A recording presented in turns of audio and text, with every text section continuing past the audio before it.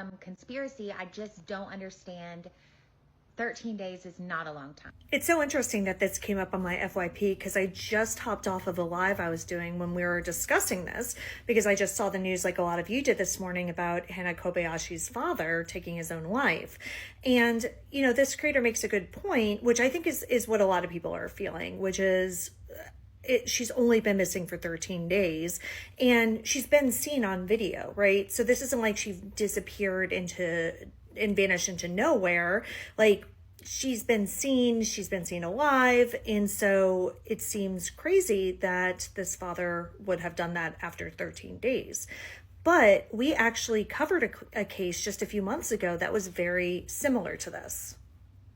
And that's Katia Line. So Katia Line had a fight with her father, Pat, and disappeared. Now, she was only 15 years old. And, you know, unlike Hannah, there just wasn't a lot there weren't a lot of clues as to where she went.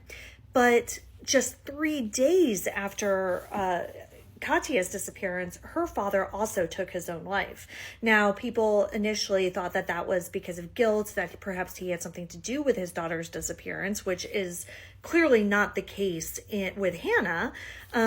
But police ruled that out. And it turns out that Katia's father had a history of mental health struggles and had actually attempted, I think, just a few months prior to her disappearance. And so I think it was just the grief and everything just became too much for him once his daughter went missing. And we don't know about Hannah's father and what happened there and what he could have been dealing with prior to all of this.